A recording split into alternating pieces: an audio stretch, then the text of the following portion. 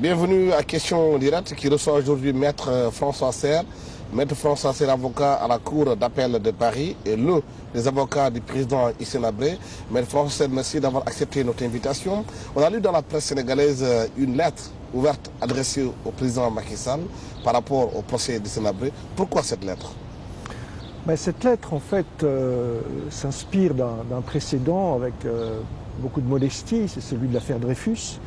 C'est-à-dire que j'estime, dans la situation actuelle où se trouve cette affaire, compte tenu du déni de justice évident, du non-respect des décisions rendues par la justice sénégalaise, du non-respect de la décision rendue par la Cour de la CEDEAO qui a condamné le Sénégal suite aux différentes réformes constitutionnelles et législatives et à la mise en place de ce procès, j'estime qu'il n'y avait plus qu'un seul recours, c'est-à-dire le président de la République du Sénégal, qui semble peut-être ne pas avoir été totalement informé de l'ensemble des conséquences de l'organisation de ce procès et qui surtout, en tant que gardien de la Constitution, gardien de l'indépendance des magistrats, se devait en tout premier lieu d'assurer le respect qui doit être attendu par tout citoyen, tout justiciable, des décisions rendues par un pays démocratique comme le Sénégal.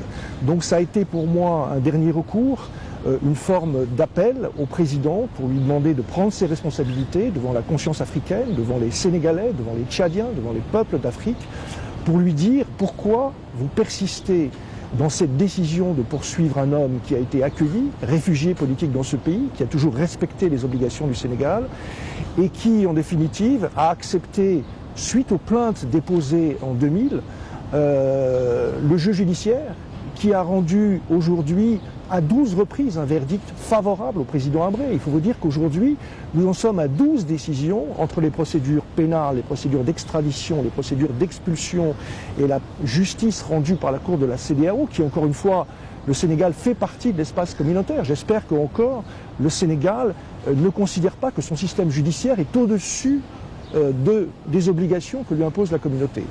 Donc c'était une façon d'attirer son attention sur ce marqueur important, puisqu'on dit que c'est la justice en Afrique rendue par les Africains. Cet appel à rendre la justice en Afrique est important, mais en même temps, je crois qu'il ne faut pas se tromper de procès pour suivre ce chemin-là, et il fallait lui rappeler ça dans des termes qui est un peu équivalent à ceux qu'on a connus, puisque dans cette affaire, comme dans l'affaire Dreyfus, il y a un déni de justice, il y a des faux, il y a des accusations, il y a un acharnement contre un homme, et c'est ce que j'ai voulu dénoncer.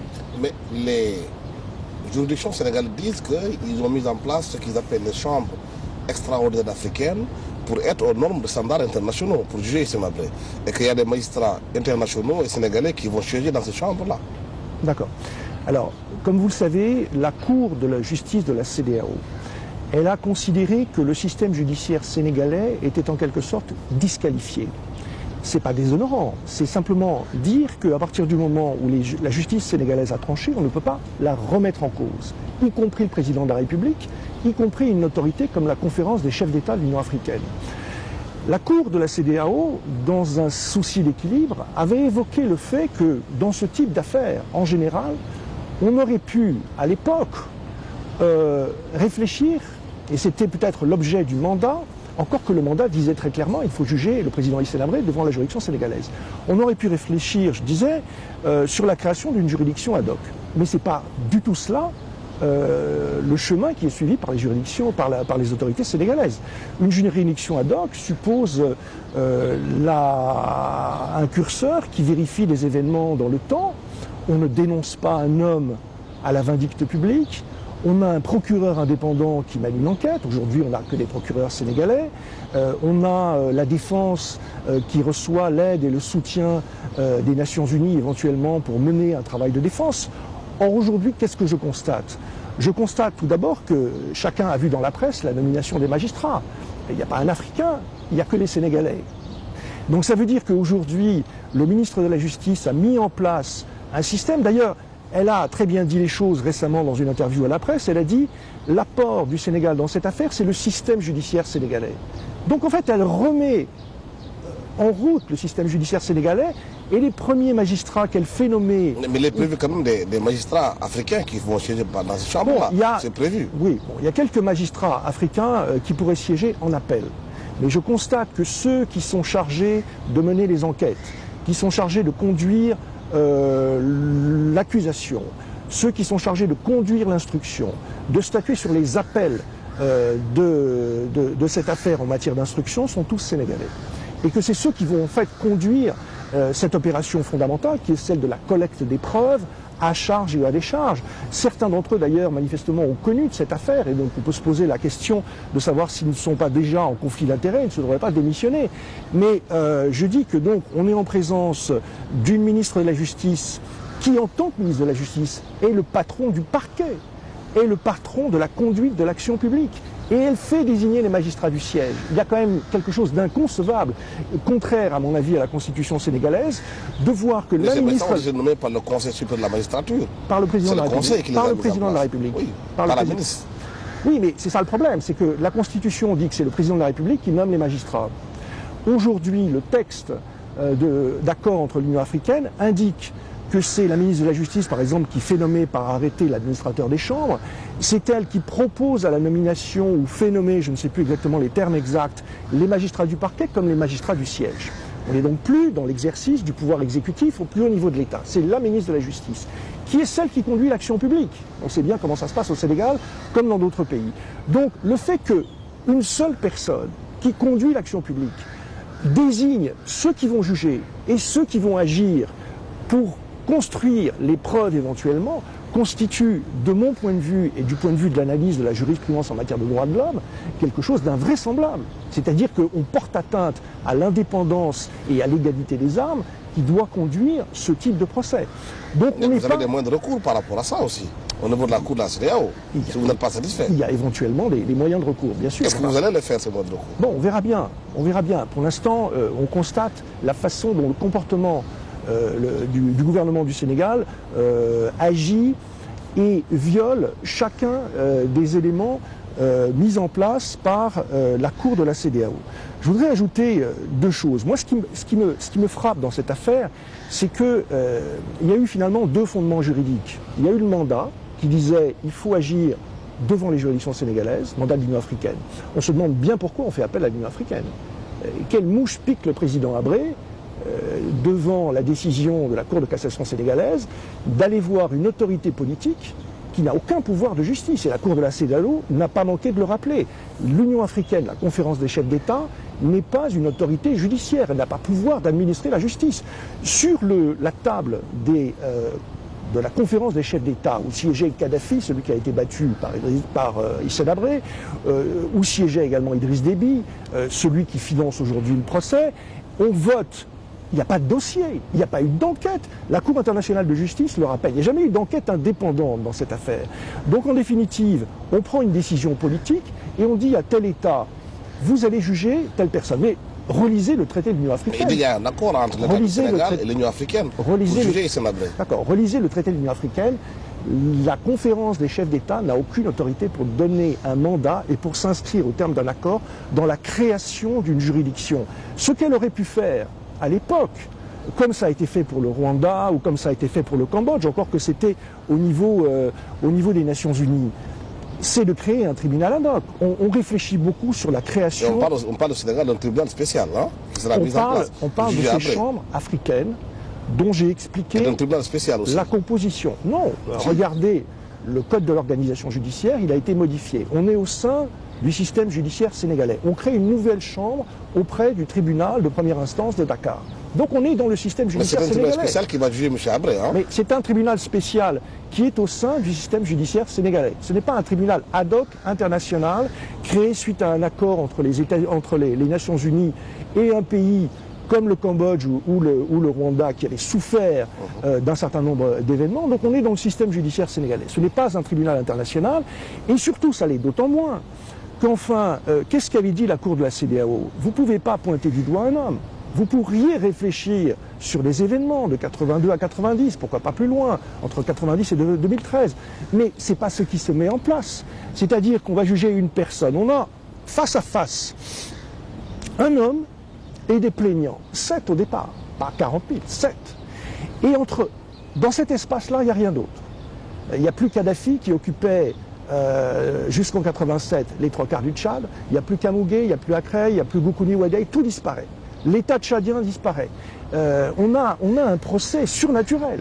Comme si aujourd'hui, l'État tchadien entre 82 et 90 avait disparu, et on confronte un homme et on dit de toute façon, vous êtes responsable de tout ce qui s'est fait dans ce pays-là. Il y a quand même la Cour de justice internationale qui a demandé au Sénégal de juger ou d'extrader Sénabré. Oui. Le Sénégal a été condamné en 2012, en juillet, par rapport justement au fait qu'il n'a pas jugé ou extradé Habré. D'accord, mais j'ai jamais vu un État comme le Sénégal qui était aussi content d'être condamné par la Cour internationale de justice.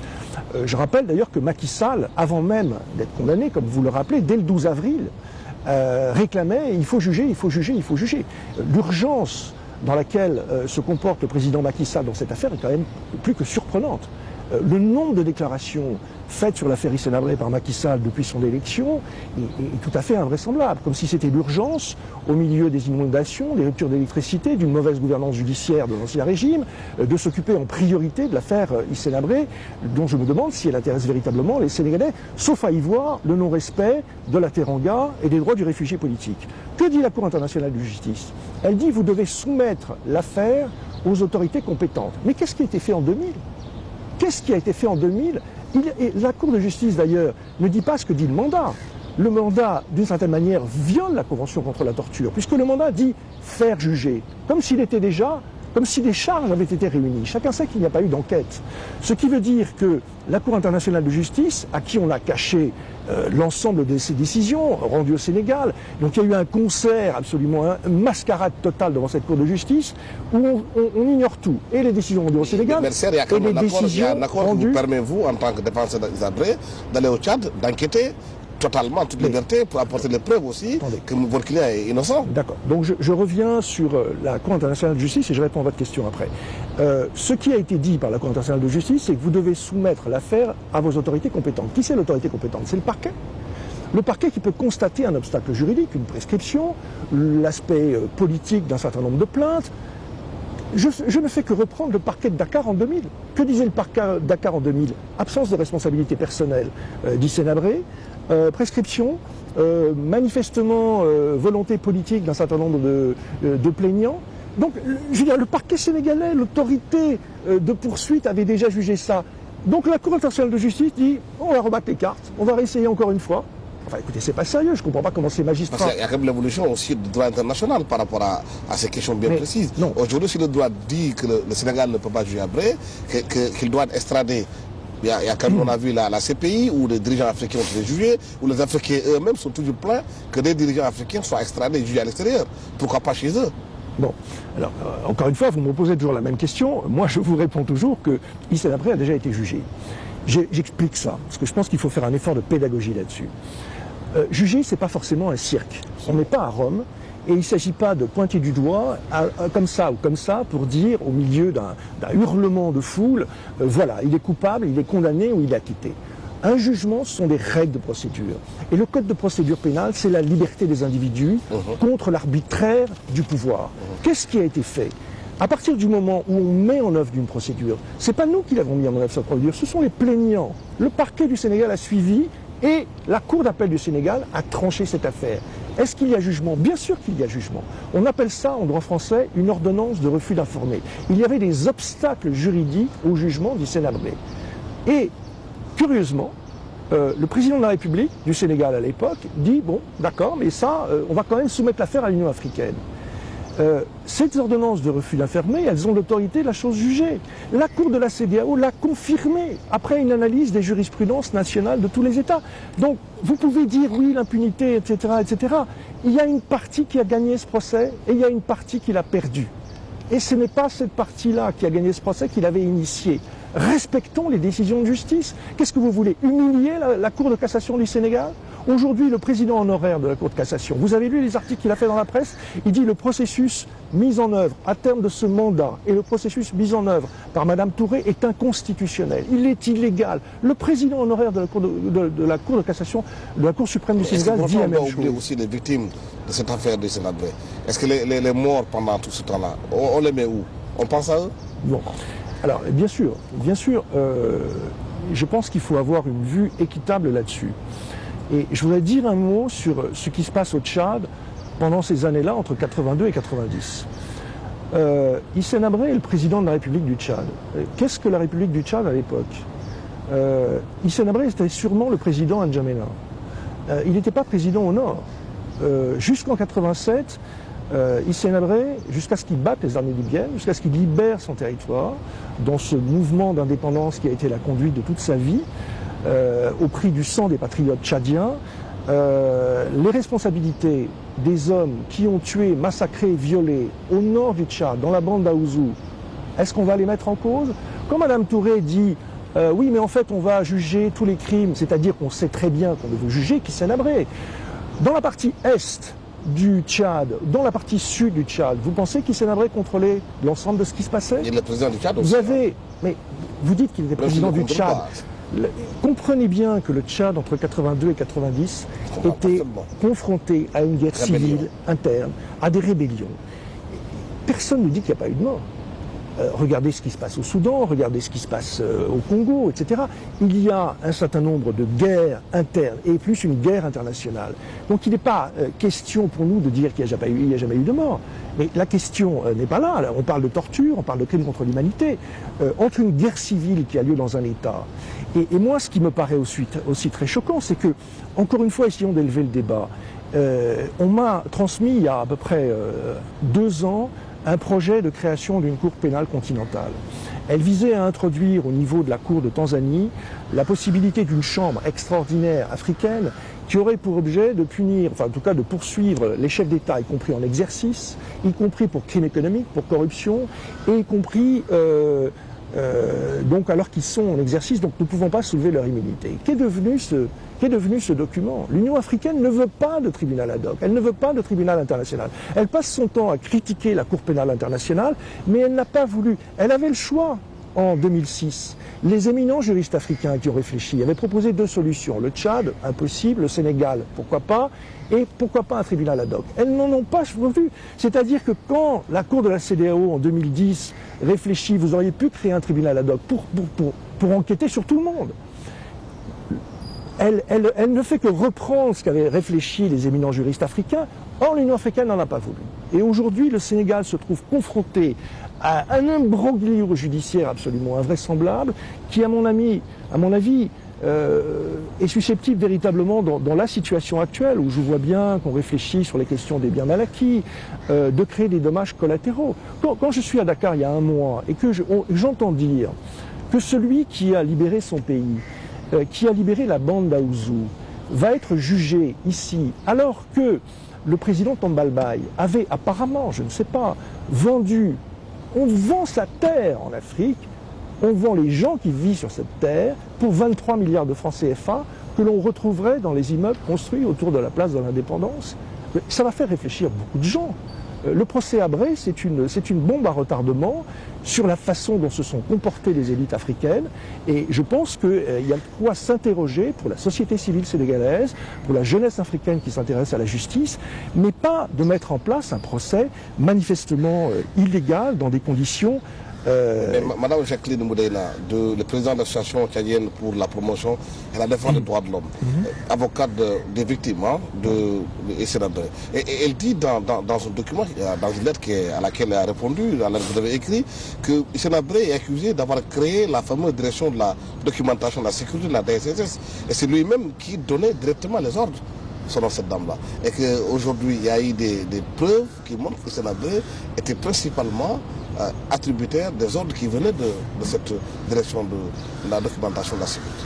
J'ai pas vu ces preuves. Personne ne les a vues. Et en tout cas, pas ceux qui ont décidé du procès.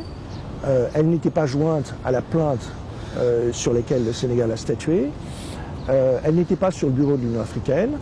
Et elle n'était dans aucun des procès auxquels j'ai participé. Elle parle donc, de 1265 communications directes reçues par Hissène Habré. Jacqueline Moudena dit ce qu'elle veut, elle est avocate, elle représente les plaignants, je peux comprendre qu'elle ait un certain nombre de récriminations, mais je n'ai pas vu ces preuves, là on est dans le procès. Moi ce que je sais c'est que ces preuves viennent d'où? Idriss Déby, c'est le numéro 2 du régime, pendant la présidence d'Hissène Habré. C'est le patron de ces services-là. Bon. Lorsqu'il prend le pouvoir, il crée une commission d'enquête Cette commission d'enquête, dont on peut se demander si elle est indépendante, va conclure à 40 000 morts. Bon. 10 ans plus tard, 7 plaignants. 7 plaignants initient cette action. Bon, donc voilà. Après, c'est quand même le patron d'Idriss Déby. Oui, mais bon, d'accord, mais là vous préjugez des preuves. Donc moi, ce que je dis, c'est que ultérieurement, qu'est-ce qui se passe? Cette commission d'enquête fait son travail, rend son rapport, et curieusement, elle passe la main à Reed Brody, à Human Rights Watch. Et voilà ce garçon qui est ancien avocat, qui est porte-parole de cette organisation et qui se promène de par le monde en criant à eu à toi que Idriss Déby, que Hissène Habré, c'est un lapsus révélateur, est un bourreau et se fait communiquer l'ensemble de ces documents hors de tout processus judiciaire. Généralement, si on prend les règles du code de procédure pénale, si on a collecté des preuves, il est important de s'assurer de leur authenticité, de leur crédibilité. Moi, qu'est-ce que j'ai aujourd'hui? Vous parlez de preuves, c'est quand même un terme qu'il faudrait être un peu prudent. Voilà, des preuves qui sont fournies par Idriss Déby. Donc pour résumer pour l'opinion sénégalaise, on voit quelqu'un qui dépose un chef d'État, qui commet donc un crime contre la Constitution, Idriss Déby, qui n'est pas dénoncé par l'Union africaine, qui est souligné par la France, soutenu par le Soudan, soutenu par la Libye, qui a une revanche à prendre. Et voilà quelqu'un qui s'autorise à voter une loi d'immunité le concernant, qui ne pourra pas donc venir ici, qui est un chef d'État, qu'on va respecter, etc., qui finance le procès, plus de 50%, 2 milliards, qui va recevoir, je l'espère, sauf si le procès est construit à l'avance, l'ensemble, à travers l'entraide judiciaire, des enquêteurs sénégalais, donc il va fournir les preuves, donc il va être, d'une certaine manière, le co-enquêteur de ce procès. C'est lui donc qui va cibler les crimes prétendument. Vous avez permis aussi d'aller au Tchad d'enquêter aussi, hein? Oui, écoutez, la parole. Il y a un accord qui a été signé entre l'État du Sénégal et aussi le Tchad qui permet aussi aux défenseurs du Sénégal d'aller au Tchad d'enquêter aussi. D'accord. Que vaut la signature d'Idriss Déby? Excusez-moi, mais pas grand-chose. Je pose la question. Oui. Moi, je vous dis, que vaut la signature d'Idriss Déby? Pas grand-chose. On a vu comment Idriss Déby avait promis que les milliards du pétrole tchadien seraient utilisés à hauteur de 80% pour la santé des enfants tchadiens, pour l'éducation du peuple tchadien. Donc la signature d'Idriss Déby ne vaut rien. Ce qui veut, et comme la justice tchadienne ne vaut pas davantage. Et j'en veux pour preuve que c'est quand même au Tchad que Hissène Habré a été condamné à mort au mois d'août 2010, je crois, au terme d'une plaisanterie judiciaire qui a été dénoncée par Jacqueline Moudena elle-même, par l'ensemble des organisations des droits de l'homme. Donc, faire appel à la justice tchadienne et aux preuves collectées par la justice tchadienne pour juger Hissène Habré, on voit bien où ça mène. Affaire de Idriss Déby, c'est quand même ubuesque quand on prend cette affaire de jugement de l'Afrique par les Africains, etc. C'est Idriss Déby qui dépose, qui finance le procès, qui collecte les preuves, qui détermine le champ des poursuites, qui aujourd'hui donne les milliards. Moi, j'interroge la conscience des magistrats sénégalais qui ont prêté serment il y a 20 ou 30 ans. Ces gens-là, leur salaire va être payé par l'argent qu'on a volé au peuple tchadien. Ni plus ni moins, puisque c'est le Tchad qui finance ce procès. C'est ça la justice africaine? C'est ça la justice africaine qui, il y a encore quelque temps, j'ai entendu dire que la conférence des chefs d'État de la SADC avait suspendu la cour de la SADC parce qu'elle ne supporte pas les décisions courageuses que prend cette cour. C'est ça la justice africaine? Donc franchement, je pense qu'on est dans une situation surnaturelle, extrêmement grave, et j'en veux pour preuve, permettez-moi de montrer ça à l'ensemble de vos téléspectateurs. Je vois, est-ce que c'est la réponse de Macky Sall à ma lettre? Un avis d'appel d'offres le 25 janvier, soit 10 jours après ma lettre, au terme duquel M. Siré Aliba, l'administrateur des chambres, propose à des entreprises françaises et sénégalaises que j'avertis et que j'interpelle solennellement la construction et l'aménagement d'une infrastructure pénitentiaire.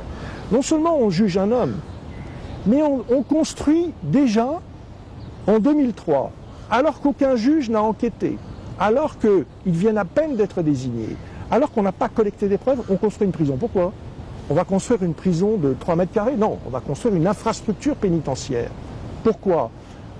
Bah, écoutez, si c'est pas ça, si c'est pas ça une condamnation écrite à l'avance, si c'est pas ça une condamnation, c'est bien la Chambre africaine qui recrute des entreprises françaises et sénégalaises que j'invite solennellement aujourd'hui à ne pas participer à la construction d'un cercueil à ciel ouvert au Sénégal. Mais est-ce que c'est une preuve que c'est une prison pour Hissène Habré? Mais bien sûr, puisque c'est des chambres africaines qui commanditent par l'intermédiaire de leur administrateur général. Qui peuvent juger aussi d'autres Africains. Ah bon, parce que le Sénégal va s'amuser maintenant. Vous avez lu l'accord.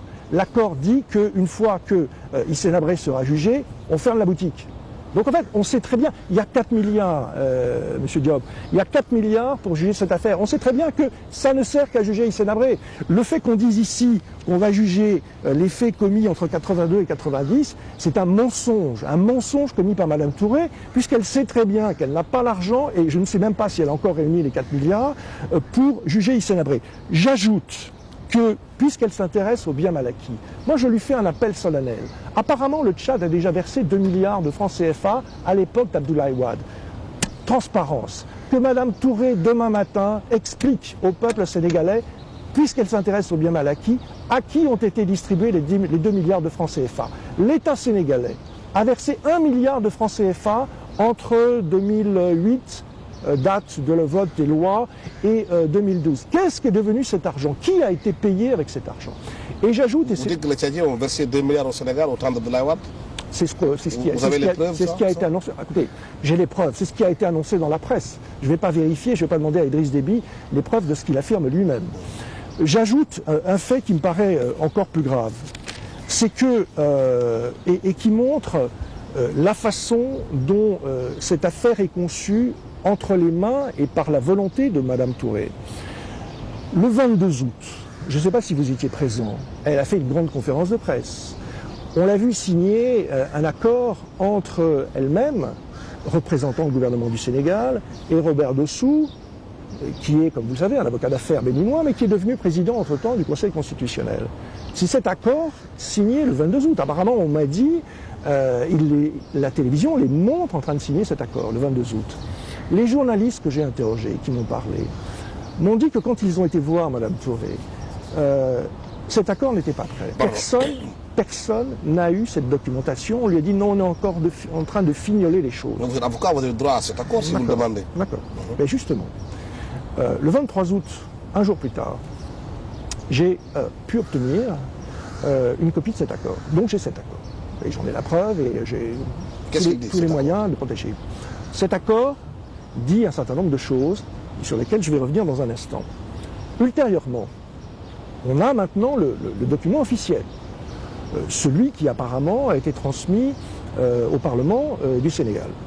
Et ce document fait du ministre de la Justice la personne qui désigne l'administrateur des chambres africaines. Et cet accord est signé le 22 août. Or, le document que j'ai, moi, qui a été distribué et que j'ai pu récupérer dès le 23 août, parle d'autre chose. Il dit que cet administrateur doit être désigné non pas par Madame Touré, mais par le président de la Commission de l'Union africaine.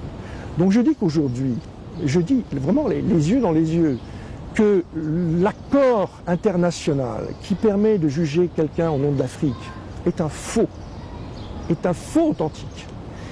Et que Madame Touré n'avait déjà aucune qualité. Enfin, depuis quand un ministre de la Justice... Mais vous avez les moyens juridiques d'attaquer tout ça, non? Bien sûr. Comment un ministre de la Justice, et au nom de quoi, en quelle qualité elle signe un accord international? Enfin, je ne sais pas, qu'elle interroge d'éminents spécialistes du droit constitutionnel, du droit international public sénégalais. La question leur a été posée par les commissaires, j'ai là le rapport de la commission des lois, est-ce que vous aviez qualité? Elle a dit, mais j'ai reçu une délégation, enfin écoutez, on rêve. Et deuxièmement, Robert Dossou... Ça ne représente pas l'État du Sénégal. Mais attendez, il y a beaucoup de gens qui représentent l'État du Sénégal. Est-ce que pour autant, ces gens peuvent signer un accord qui engage le Sénégal et qui a pour objet de modifier son organisation judiciaire? Je dis, Madame Touré n'avait pas cette qualité. Et plus encore, comme vous le savez, la Cour de la CEDEAO a dit que l'Union africaine n'avait pas donné qualité pour donner ce mandat, qu'elle n'est pas une juridiction. La Commission de l'Union africaine a encore moins de qualité. Et Robert Dossou, qu'est-ce qu'il fait là-dedans? Et il est président du Conseil constitutionnel. Hein. Il y a un problème de conflit d'intérêts évident. C'est-à-dire que le président du Conseil constitutionnel du Bénin, à plein temps, il travaille pour le peuple béninois. Ou alors, il n'est pas fonctionnaire de l'Union africaine. Qu'est-ce qu'il fait à Dakar ce jour-là? Il représente le président de la Commission. Et Robert Dossou peut créer non seulement une juridiction, enfin, on rêve, Mais plus encore, parce qu'on ne parle que de la création de ces juridictions, mais enfin, ils ont créé des infractions pénales. C'est-à-dire que dans cet accord, on ne parle pas que des chambres africaines, on parle de génocide, on parle de crimes contre l'humanité et on parle de peine. Et à mon avis, si vous relisez la Constitution sénégalaise, il n'y a que le Parlement qui peut créer des infractions comme ça. Ça fait partie du pouvoir législatif. C'est-à-dire qu'encore une fois, on a privé le Parlement sénégalais de son pouvoir législatif. Pourquoi? Parce que c'est l'exécutif qui fait et qui mène la danse dans cette affaire. C'est l'exécutif qui rend la justice. Mais en tant qu'avocat, vous avez tous les moyens juridiques d'attaquer toutes ces décisions qui sont prises, qui vont à l'encontre de vos intérêts. Et ensuite, est-ce que, par exemple, si vous jugez que votre client est innocent, tout ce qui vous reproche n'est pas bon, vous avez quand même la nature qui a à la procès de plaider tout ça devant le monde entier? Alors, d'abord, mon client, il est évidemment innocent, puisqu'il est présumé innocent, ce qui n'empêche pas tout le monde... Jusqu'à présent, il est présumé innocent. Voilà, il est non seulement... Tant qu'il n'y a pas encore condamnation. Mais vous savez, il est plus que présumé innocent, puisqu'il a été jugé. Donc je dis qu'à partir du moment où il a été jugé et qu'aucune cour ne l'a condamné, non seulement ceux qui le traitent de je ne sais quoi, le diffament, portent atteinte à son honneur et à sa réputation, mais aujourd'hui on n'est plus dans la présomption d'innocence, on est dans l'innocence. C'est-à-dire que quelqu'un qui a été jugé a le droit à la sécurité juridique et a le droit à ne plus être inquiété pour les faits dont on l'accuse. Donc je voudrais sur un autre point, me préoccuper de ce que, si on s'intéresse à la justice en Afrique, moi j'ai fait le point sur l'ensemble des faits qui ont été commis au Tchad entre 1990 et 2012. Et je me suis année par année mis à la tâche pour relire les rapports d'Amnesty International, de Human Rights Watch, de la FIDH, des ligues tchadiennes, etc. Et j'ai fait le bilan des viols, tortures, disparitions, exécutions, etc. On pourrait demander à Idriss Déby que sont devenus Ibn Oumar Mahamad Saleh, Bissau Mamadou, Abbas Koti, député Guetti, Joseph Bédi, Moïse Kété. Ça ne gêne pas apparemment le président Macky Sall d'être assis à côté de quelqu'un dont le régime, soyons prudents, dont le régime a participé à la disparition et à l'exécution de ces gens-là. Mais moi, si Mme Touré... Mais là, on n'est pas dans le procès d'Idriss Déby. Oui. On est dans Idriss Déby qui est accusé. Vous parlez de justice africaine, donc essayons d'élever un peu le débat. Essayons de voir si aujourd'hui la justice peut se passer d'une réflexion sur ce qui se passe au Tchad. Quand on poursuit quelqu'un ou quand on veut poursuivre quelqu'un entre 82 et 90. Ça veut dire que tout ce qui se passe... Vous savez, aujourd'hui, que Déby est protégé par la loi, il est en fonction. C'est quand même qu'il pourra... Alors, relisez l'article 10 des chambres africaines. Les chefs d'État, y compris en exercice, ne peuvent pas échapper aux chambres africaines. Il n'y a pas de plainte encore contre Déby. Bon, on verra bien. Mais donc, ce que je disais, c'est que... quelqu'un qui n'a pas de plainte, hein, d'accord. Mais ce que je disais, c'est que entre 82 et 90, il y a la volonté de poursuivre, et qu'entre 90 et 2013, il n'y a pas de volonté de poursuivre. Pour ceux qui s'intéressent à la justice, il y a quand même un problème. C'est-à-dire qu'aujourd'hui, ceux qui votent un mandat, qui sont impliqués dans l'affaire, ne veulent pas qu'on poursuive entre 90 et 2013. Alors on dira, oui, mais il vaut mieux commencer par un petit bout pour finir, etc. Non. Est-ce qu'il faut que Déby tombera, il sera plus au pouvoir? On n'avait pas là-dessus, à ce moment-là, de porter plainte contre lui pour tout ce qu'il aurait commis aussi? Bon, j'en sais rien, mais aujourd'hui, moi je constate que quand on regarde cette affaire, on ne la porte que sur un angle qui est celle des Sénabrés, et que en 82 et 90, manifestement, on s'intéresse uniquement qu'à lui. Entre 90 et 2013, ça n'intéresse personne.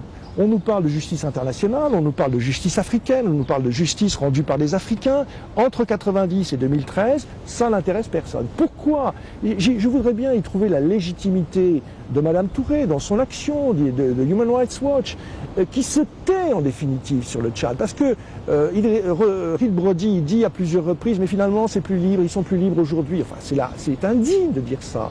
Ils sont plus libres aujourd'hui qu'avant. Bon, pourquoi il dit ça? Parce qu'en fait, il a besoin d'aller au Tchad, Reed Brody. Il y a une forme de connivence. Il y a une forme de connivence. Est-ce qu'on peut quand même laisser les chefs d'État, quels qu'ils soient, dans tous les pays du monde, diriger leur pays et faire des actions qu'ils sont en train de faire, ou bien faire des choses, de les laisser partir comme ça, sans qu'ils soient jugés? Vous êtes partisan de l'impunité de façon globale? Non, bien sûr que non. Qu'est-ce qu'on doit faire, justement? Parce qu'aussi, il y a beaucoup de victimes, c'est pas seulement au Tchad. Il y a en RDC Congo, il y a en Côte d'Ivoire, il y a beaucoup de choses qui se passent, des populations qui sont victimes de la puissance publique. Non mais, si vous voulez, Il y a deux choses. Ma réflexion sur l'affaire Hissène Habré, elle est simple. Elle est celle du jugement contre la prétendue impunité. Je dis que dès lors qu'il a été jugé, on ne peut pas dire qu'il y a eu impunité puisqu'on a rendu la justice. De façon générale, bien évidemment, je suis favorable, je suis pour la création et ce que fait la Cour pénale internationale. Ce que je dis simplement, c'est que manifestement, aujourd'hui limitée dans son action.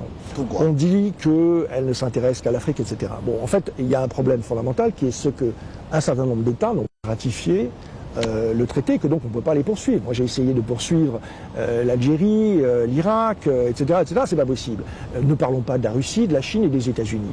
Donc effectivement, l'Afrique a voté cette adhésion à la CPI et se retrouve en première ligne.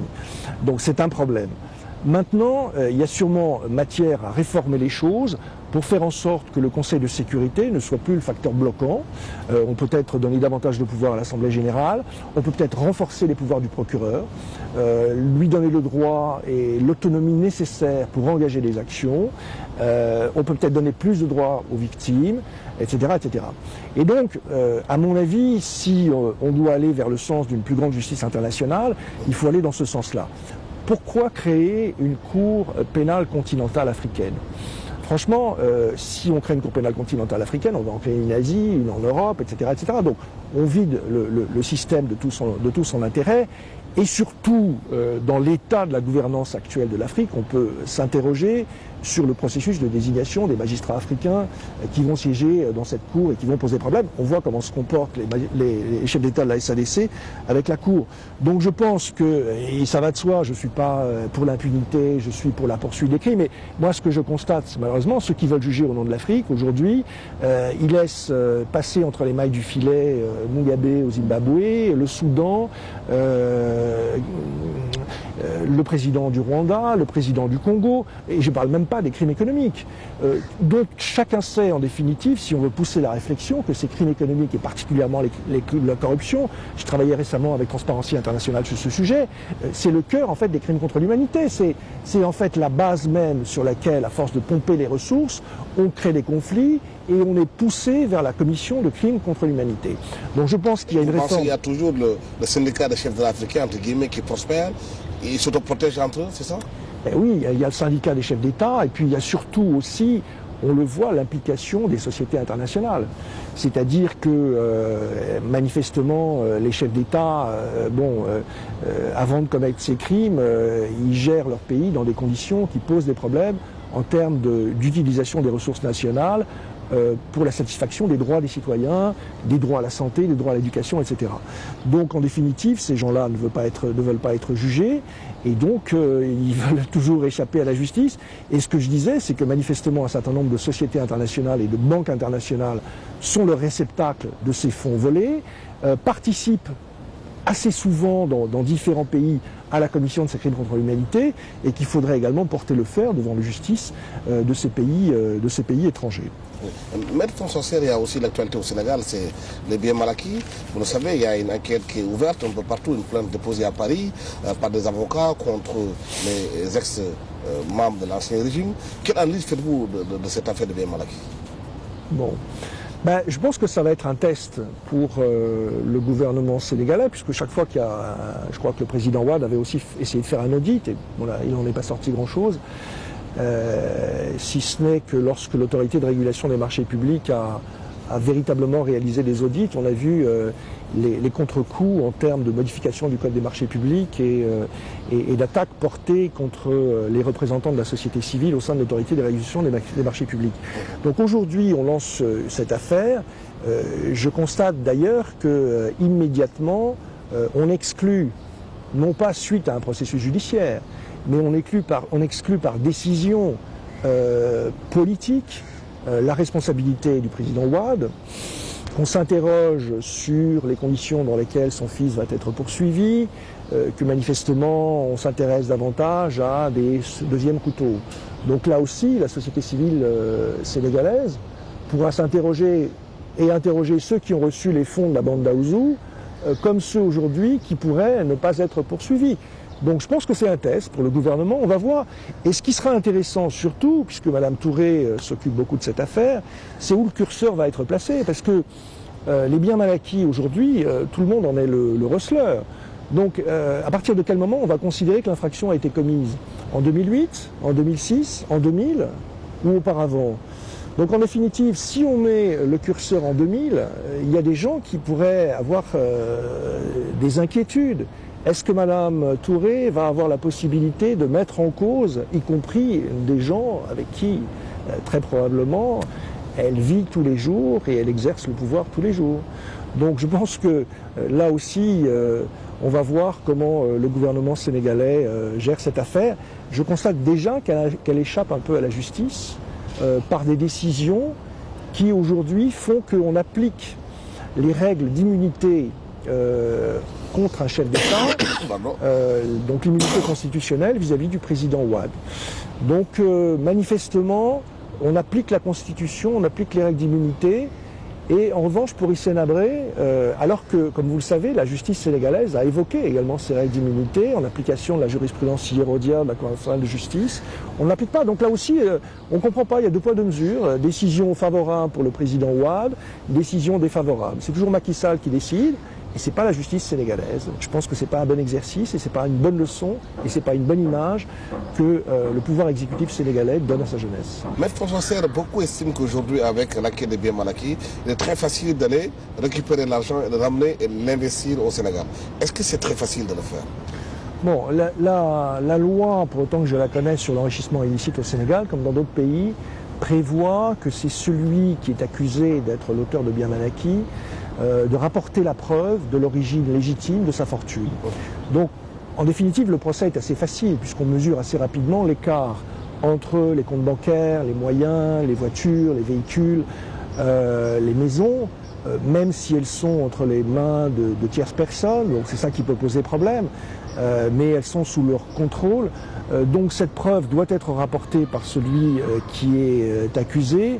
Et entre-temps, des mesures conservatoires doivent être prises. Ça va être facile si les gens font des prêts-de-noms ou bien font bon, c'est ce qui rend bancaire. C'est l'opacité des choses qui rend ces procédures assez compliquées. Mais j'imagine, enfin je ne suis pas directement cette affaire, qu'un certain nombre d'éléments permettent de penser qu'un certain nombre de dirigeants au Sénégal et ailleurs ont manifestement une fortune qui est disproportionnée par rapport à ce que peut rapporter en termes de salaire le métier de chef d'État. Je voudrais un instant revenir sur l'affaire Habré pour parler d'une autre préoccupation. Quoi qu'on puisse dire, moi je dis qu'il est innocent parce qu'il a été jugé, vous dites qu'il est présumé innocent. Mais quelle est sa situation aujourd'hui? Quel est son statut au Sénégal, indépendamment du fait qu'il soit réfugié? Comme vous le savez, il est en résidence surveillée. Quel est le titre aujourd'hui qui justifie que le Sénégal garde Hissène Habré en résidence surveillée? Et la résidence surveillée, ça veut dire pas de passeport, pas de possibilité de sortir du pays, pas de mouvement de liberté, on ne peut pas aller à la mosquée sans un policier derrière soi, tracasserie contre la famille, problème pour gérer le quotidien, policiers à l'intérieur de la maison, hein, je les vois tous les jours quand je vais voir le président Hissène Habré. Donc ça veut dire que depuis 2000, le président Hissène Habré est l'otage de l'exécutif sénégalais. Et la Cour de la CEDEAO avait déjà réfléchi sur cette question pour considérer que l'action judiciaire avait donc commencé. Or, il n'y a pas de juge qui a statué qu'il a mis en prison, il n'y a pas de juge administratif qui a statué sur une résidence surveillée. Même si mais la plainte, vous dites que ça a été jugé, donc dit que la Cour a dit qu'il faut reprendre la procédure. La plainte. Il y a quand même une plainte. Mais, mais la plainte, c'est pas le juge. La plainte, c'est le plaignant. Et ensuite, il y a son statut aussi en tant que chef d'État, voilà. Pour sa sécurité aussi. Voilà, alors bon, mais la sécurité, c'est pas forcément une notion qui est contre la liberté. La sécurité, ça s'organise. La liberté, c'est un droit. Aujourd'hui, pour un justiciable comme le président Habré, qui est comme tout citoyen, il s'interroge sur le fait qu'il n'y a pas d'acte administratif. C'est-à-dire la résidence surveillée, quand on n'expulse pas quelqu'un, quand on le met en résidence pendant quelque temps, le temps de statuer sur son expulsion, il y a un titre administratif, il y a un arrêté du ministère de l'Intérieur. On sait que les seuls arrêtés du ministre de l'Intérieur qu'il y a eu dans cette affaire, c'est lorsque l'affaire Habré a été perdue par le pouvoir sénégalais et qu'on a tenté de l'exfiltrer vers le Nigeria, sans doute via la Libye. Et puis récemment, quand, excusez-moi, le président Wade s'est couvert de honte en tentant d'expulser vers le Tchad, où on sait ce qui serait arrivé, un peu comme ce qui a pu arriver à Mahamat Saleh, au président Habré, dans un pays où il a été condamné à mort. Donc aujourd'hui, il n'y a aucun titre administratif ou judiciaire. Donc franchement, vous dites que... Vous avez aussi des voies de recours par rapport à cela. Pourquoi vous ne portez pas plainte, vous ne portez pas l'affaire devant la juridiction pour que justement ces résultats surveillés, que vous qualifiez d'illégal, soient levés? D'accord. Mais ça a déjà été soulevé devant la Cour de la CEDEAO. Mais j'interroge là, si vous voulez, moi je m'intéresse là à cet entretien et aux médias et à la jeunesse sénégalaise et au peuple sénégalais. Je dis, vous êtes le pays de la Teranga, vous êtes des gens qui sont accueillants, vous avez accueilli un réfugié politique. Cette personne n'a pas été condamnée, cette personne que l'on accuse a déjà été jugée. Est-ce qu'il est légitime aujourd'hui pour la société civile, pour les organisations des droits de l'homme qui sont préoccupées de ce dossier, pour les communautés religieuses, d'accepter qu'un chef d'État ou que tout homme soit en résidence surveillée? Est-ce qu'il y a une lettre de cachet, comme au temps de Louis XI, qui justifie aujourd'hui que l'exécutif sénégalais garde le président Habré comme otage, le privant de toutes les libertés, de tous les droits? Quoi qu'on puisse penser du dossier, il y a un problème. Il y a un problème sur l'état de droit dans ce pays et on voit bien, je crois, remarquer au cours de cet entretien l'ensemble des infractions au droit pénal. Relisez l'article 106 du Code pénal sénégalais, il parle des crimes contre la Constitution, des attentats à la liberté, des actes arbitraires. Je dis que depuis 2000, on commet, et depuis qu'on a rendu cet arrêt, il y a un crime continu contre la Constitution sénégalaise qui est commis, sans parler des multiples réformes constitutionnelles mises en place pour le président Wade pour juger. Enfin, on a quand même changé au Sénégal très nombreuses fois la Constitution sénégalaise, on le sait. Le président Wade était un constitutionnivore, mais on l'a changé pour juger un homme. C'est quand même invraisemblable. Et il y a un crime donc contre la Constitution qui a été commis puisqu'on porte atteinte à sa liberté depuis 2000. Et je crois que ça aussi... Et vous le disiez tantôt, vous êtes dans un pays où l'état de droit est respecté. Et si vous jugez aussi, quelque part, que les droits de vos clients sont lésés, vous avez aussi la possibilité de porter ça devant les institutions compétentes. D'accord. Alors, je pense avoir dit le contraire. Je dis que je ne crois plus qu'on est dans un état de droit.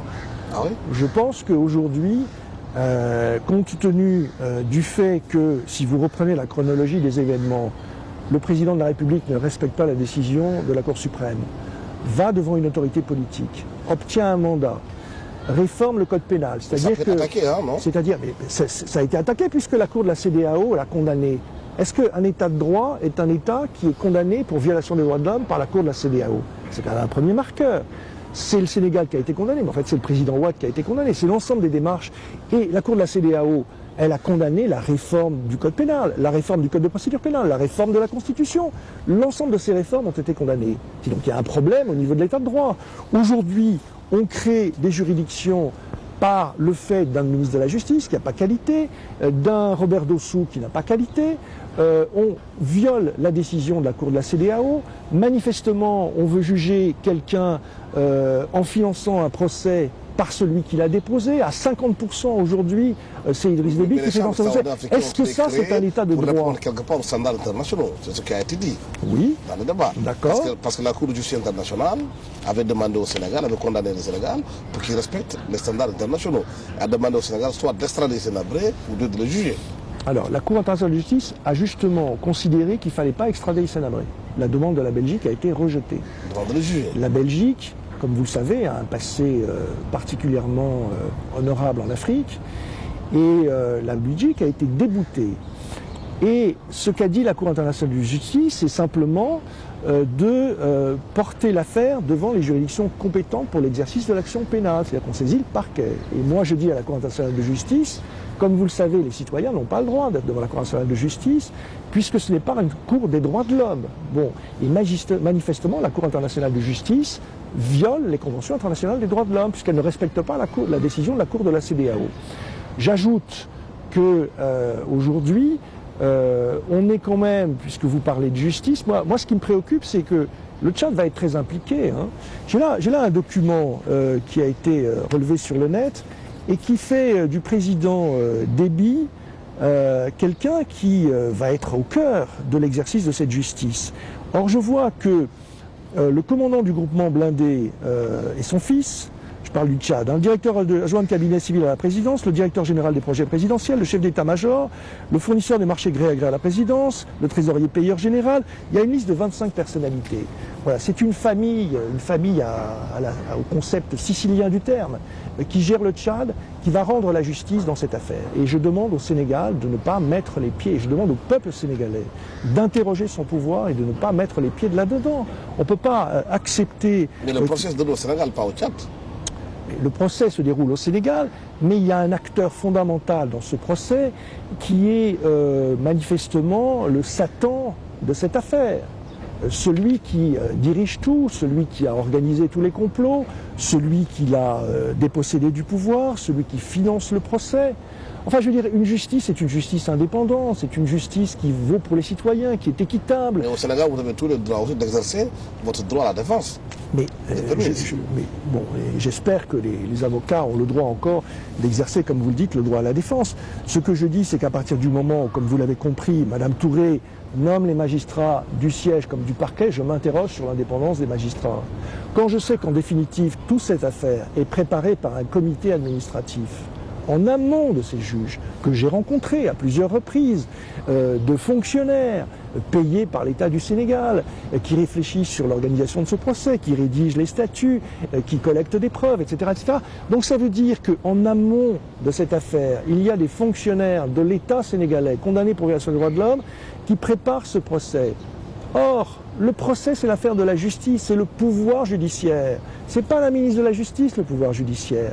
Et c'est là où je mets le curseur dans la différence entre l'action de la ministre de la Justice et le fait de rendre la justice. Je pense que par son action, elle viole l'exercice, y compris des droits constitutionnels de mon client, et y compris des conditions dans lesquelles la justice est rendue au Sénégal. On ne sert pas la justice internationale en faisant désigner par une même personne et les juges et les magistrats du parquet. Voilà, Maître François Serre, merci d'avoir été avec nous sur ce plateau de questions directes. Je rappelle que vous êtes l'avocat de l'ex-président tchadien Hissène Habré, que nous parlions justement de cette lettre ouverte que vous avez écrite au président Macky Sall, lui demandant de ne pas signer la mise en place de cette cour qui va juger Hissène Habré au Sénégal. Merci à tous les spectateurs de nous avoir suivis au cours de cette émission. Merci à toute l'équipe technique qui m'a accompagné.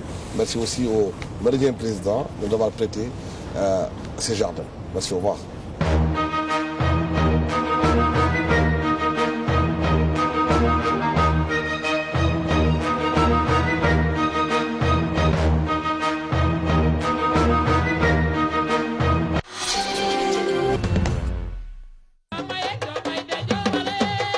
mbokki amateur yi fa ñu wokk foofoo xasan newoon naa Serigne Modou Niang mooy ndomba wan promoteur yi nekk ci réew mi ak sax ci bitim réew ba tax na mooy ministre de l'emploi de l'arène sénégalaise bu jógate nag mbokk yi ñëpp dañuy kontaan ndax ay combat yu neex a neex ba dàq neex dimanche nag 10 février 2013 ma nga jëm ca stade Demba Diop ñu ne ko Serigne Modou Niang loo fay def mu ne damay tëgg deuxième édition drapeau njiitu Satrek di Chawki ay douce moom laay delloo njukkal ba Samba di ca Demba ay douce nag ne Serigne Modou Niang lépp li nga ma jox delloowaat naa ko la première dame du Sénégal di madame Marième Faye Sall loolu lépp mbokk yi dimanche day am 10 février ca stade Demba Diop pakala bu Mbour montagne mooy jàkkaarloog Elton bu école de lutte Balla Gaye ndaw bëre ba naaw drapeau spécial bi nag Serigne Modou Niang dafa delloo buum ca mboy mboy ga dafa delloo ci njukkal mareyeur yi ak seen njiit Jibi Ndiaye loolu lépp combat boobu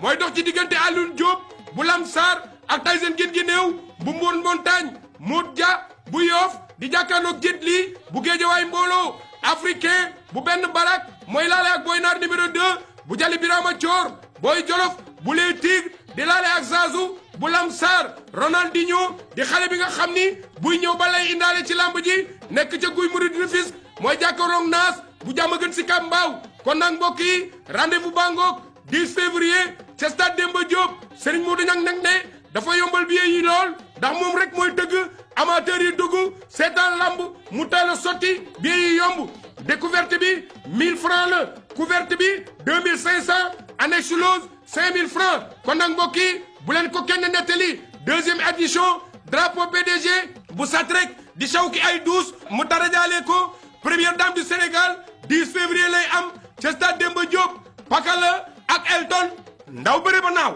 ay Serigne Modou Niang newoon naa la saa yoo jekkoo na nga baale ndax àdduna amul solo.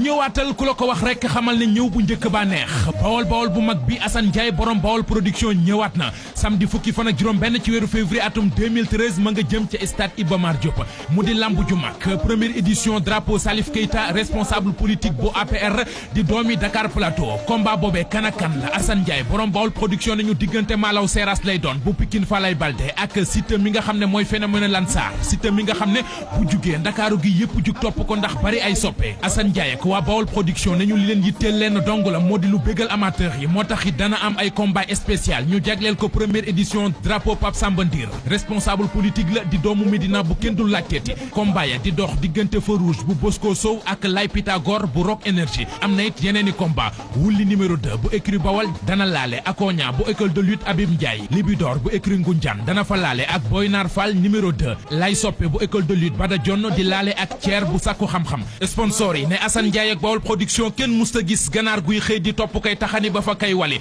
moo tax yow la ñuy àndal sponsor leader ba Sénicol beurre Jadida ak mayonnaise Jadida bi nga xam ne amul fenn meew Alip kër gii di RTL purée de mama ñii ñooy ñi ànd ak Assane Ndiaye ak Bawol production bés bangook samedi la fukki fan ak juróom benn ci weeru février atum 2013 ca stade Iba Mar Diop newoon naa leen Assane Ndiaye Bawol production ak lambu ji saison ren bi mooy dàq cere ju ñu siim gën a neex junjum ya ca siin gën a saf lam gu ñu lim